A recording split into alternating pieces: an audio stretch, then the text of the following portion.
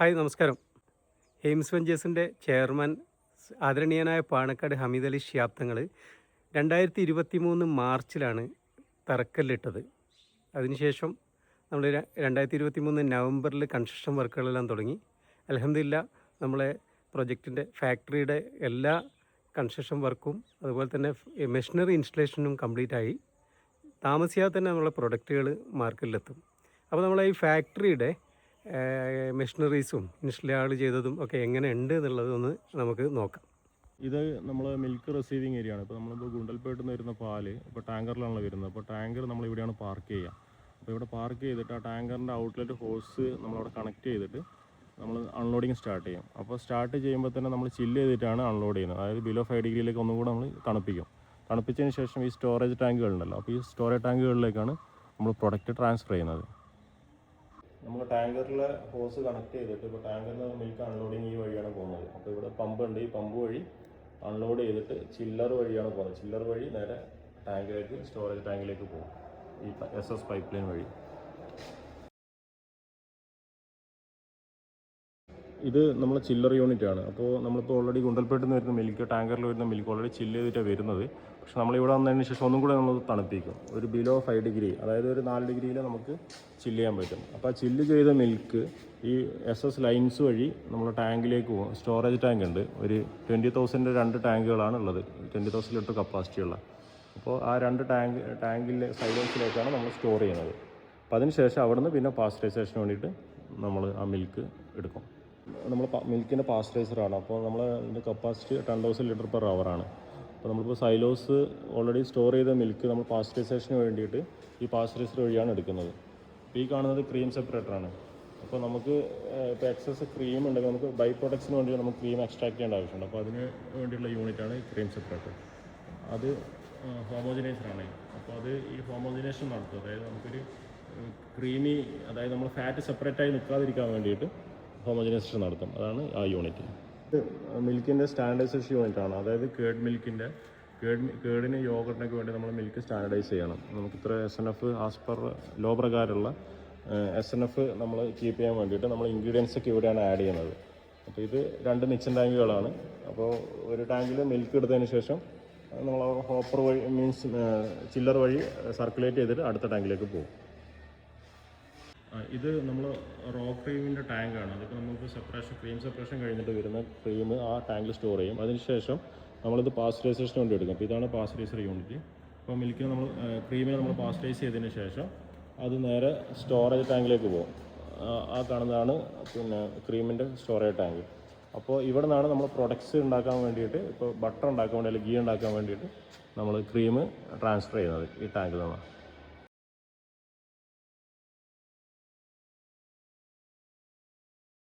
ഇത് തൈരിൻ്റെ യോഗട്ടിൻ്റെ, അതായത് fermented പ്രൊഡക്ട്സിൻ്റെ CP സിസ്റ്റമാണ്. അതായത് സിംഗിൾ സർക്യൂട്ട് CP എന്ന് പറയുന്നത്.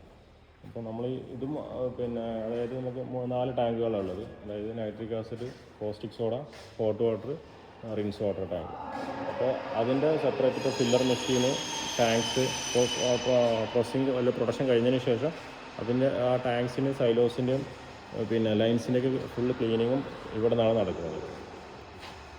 ഇത് നമ്മൾ CIP സിസ്റ്റം എന്ന് പറയുന്നത്, അതായത് ക്ലീൻ ഇൻ പ്രോസസ്സർ. നമ്മളിപ്പോൾ മിൽക്ക് പ്രോസസ്സിങ്ങും പാസ്ചറൈസേഷനും എല്ലാം കഴിഞ്ഞതിന് ശേഷം ആ ലൈൻസ്, ടാങ്ക്സൊക്കെ ക്ലീൻ ചെയ്യണം. അപ്പോൾ നമ്മളത് യൂസ് ചെയ്യുന്നത് നൈട്രിക് ആസിഡും കോസ്റ്റിക് സോഡയും ഹോട്ട് വാട്ടറും വെച്ചാണ് നമ്മൾ ക്ലീനിങ് നടക്കുന്നത്. അപ്പോൾ അതിൻ്റെ സിസ്റ്റമാണ് ഇവിടെ ഉള്ളത്. അപ്പോൾ അതിൻ്റെ ടാങ്കുകളാണ് ഇപ്പോൾ nitric acid, caustic soda, hot water, rinse water. അപ്പോൾ 4 ടാങ്കുകളാണ് നമുക്ക് അതിനുള്ളത്. മിൽക്ക് സെക്ഷൻ്റെ കംപ്ലീറ്റ് ക്ലീനിങ് ഈ ഒരു ഡബിൾ സർക്യൂട്ട് CIP സിസ്റ്റത്തിൽ നിന്നാണ് പോകുന്നത്. നമ്മളിപ്പോൾ വൈറ്റ് മിൽക്കിൻ്റെ ഫാക്ടറിയിൽ പാക്കിംഗ് യൂണിറ്റിൻ്റെ സെക്ഷനിലാണുള്ളത്. ഇവിടെ ഈ മെഷീനറീസ് എല്ലാം സ്വീഡൻ കമ്പനിയുടെ ബോട്ടിൽ നിർമ്മിക്കുന്ന യൂണിറ്റാണിത്.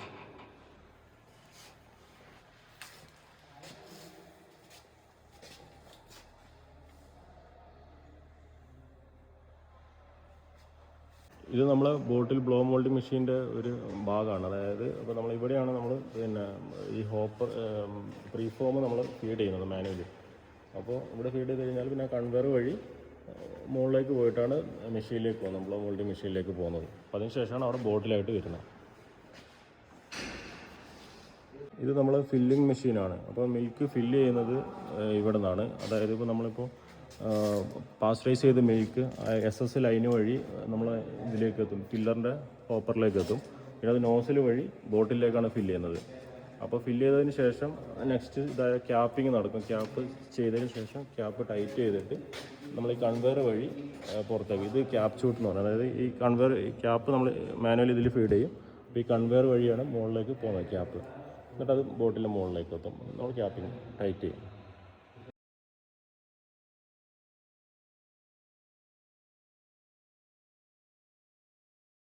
ഇതിപ്പോൾ നമ്മളിപ്പോൾ ബോട്ടിൽ ഫില്ലിങ് കഴിഞ്ഞാൽ ക്യാപ്പിംഗ് കഴിഞ്ഞ് ഈ കൺവെയർ വഴി പുറത്തേക്ക് വരും. അപ്പോൾ അതിനുള്ളിൽ നമുക്ക് കോഡിങ് ചെയ്യും. ഇപ്പോൾ ഈ കാണുന്ന മെഷീനാണ് സ്ലീവ് ആപ്ലിക്കേറ്റർ. അപ്പോൾ നമ്മളിപ്പോൾ അത് ഇത് വെച്ച് ഈ മെഷീനിലാണ് നമ്മൾ അതിന് ലേബലൊക്കെ കൊടുക്കുന്നത്, ലേബൽ അപ്ലൈ ചെയ്യുന്നത്, നമ്മൾ ബാക്കി ഡീറ്റെയിൽസും കാര്യങ്ങളൊക്കെ ആ ബോട്ടിലിൻ്റെ മുകളിൽ.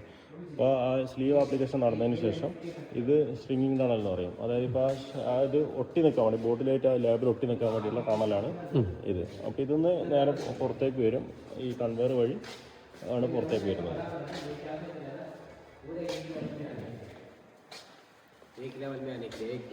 എക്സ്പയറി ഡേറ്റും കാര്യങ്ങളൊക്കെ പ്രിന്റ് ചെയ്യുന്നത് ഓൾറെഡി നമ്മൾ പ്രിന്റിംഗ് മെഷീനാണ്. ഇപ്പോൾ നമ്മളിപ്പോൾ മിൽക്ക് ഫില്ലിംഗ് കഴിഞ്ഞ ശേഷം അതിന് പ്രൊഡക്ഷൻ ഡേറ്റ്, എക്സ്പയറി ഡേറ്റ് ഒക്കെ പ്രിന്റ്, ബാച്ച് നമ്പറൊക്കെ പ്രിന്റ് ചെയ്യുന്ന ഈ മെഷീൻ വെച്ചിട്ടാണ് ചെയ്യുന്നത്. ബോട്ടിൽ cable for power for labeler.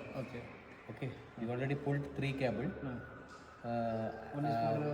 Only for this printer and one for labeler. And another one for this sieve applicator. Okay. ഇത് നമ്മൾ ഈ മെഷീൻ്റെ ക്ലീനിങ് സിസ്റ്റം, അതായത് CIP സിസ്റ്റം ഇവിടെ നിന്നാണ് നടക്കുന്നത്. അപ്പോൾ നമ്മൾ നൈട്രിക് ആസിഡും കോസ്റ്റിക്കനും യൂസ് ചെയ്തിട്ടാണ് ഈ പ്രൊഡക്ഷൻ കഴിഞ്ഞതിന് ശേഷം അതിന് നോസിലും ലൈൻസും കാര്യങ്ങളെല്ലാം ക്ലീൻ ചെയ്യുന്നത്. അപ്പോൾ അതിൻ്റെ കംപ്ലീറ്റ് സിസ്റ്റം കൺട്രോളിങ് ഇവിടെ നിന്നാണ് വരുന്നത്. ഇത് തൈരിൻ്റെ യോഗട്ടിൻ്റെ ഇനോക്കുലേഷൻ ടാങ്കുകളാണ്. ഇപ്പോൾ നമ്മളിപ്പോൾ തൈരും യോഗട്ടൊക്കെ പാസ്ചറൈസേഷൻ കഴിഞ്ഞതിന് ശേഷം നമ്മൾ ഈ ടാങ്കുകളിലേക്കാണ് വരുന്നത്. അപ്പോൾ 2000 ലിറ്ററാണ് കപ്പാസിറ്റി വരുന്നത് ഓരോ ടാങ്കിനും. അപ്പോൾ 6000 ലിറ്റർ നമുക്ക് ഒരേ സമയം സ്റ്റോർ ചെയ്യാം. അപ്പോൾ ഇതിലേക്കാണ് നമ്മൾ കൾച്ചറൊക്കെ ആഡ് ചെയ്യുന്നത്. കൾച്ചർ ആഡ് ചെയ്തതിന് ശേഷമാണ് ഫില്ലിംഗ് മെഷീനിലേക്ക് പോകുന്നത്. അപ്പോൾ അതിനുവേണ്ടി നമുക്ക് 3 ടാങ്കുകളാണ് വീട്ടിലുള്ളത്.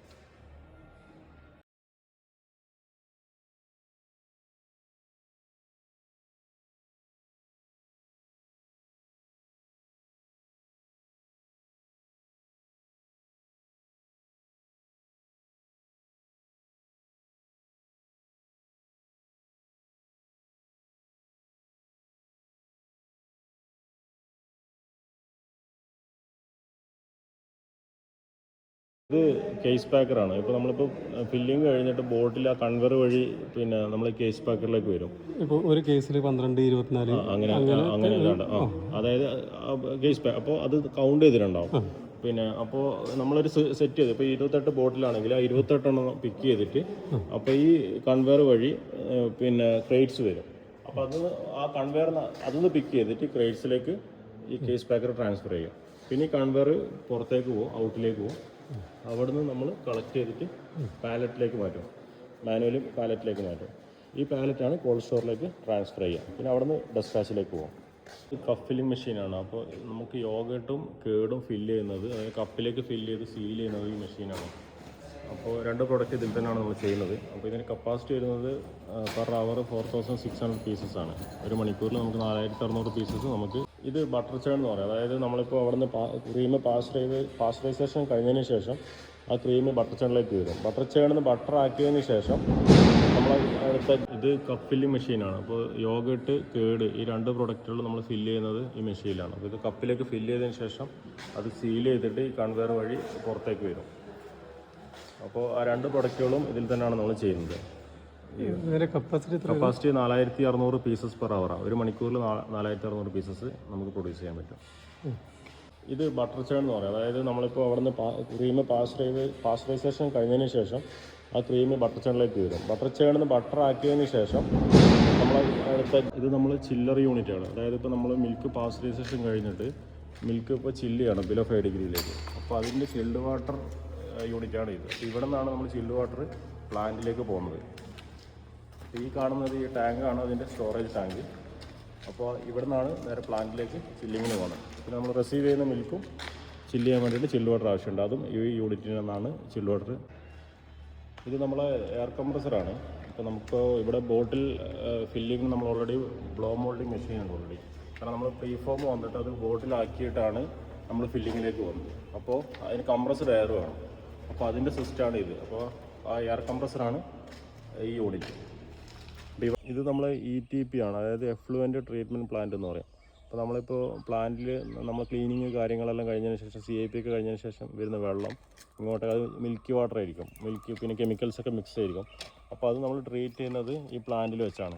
നമ്മൾ ട്രീറ്റ് ചെയ്തതിന് ശേഷം അത് ശുദ്ധീകരിച്ചിട്ട് നമുക്കത് യൂസ് ചെയ്യാൻ പറ്റും. യൂസ് ചെയ്യാമെന്ന് വെച്ചാൽ നമുക്ക് പ്ലാന്റേഷന് യൂസ് ചെയ്യാം, പിന്നെ ടോയ്ലറ്റ് പർപ്പസിനൊക്കെ യൂസ് ചെയ്യാം. അപ്പോൾ നമ്മളങ്ങനെയാണ് ഇപ്പോൾ പ്ലാൻ ചെയ്തിട്ടുള്ളത്.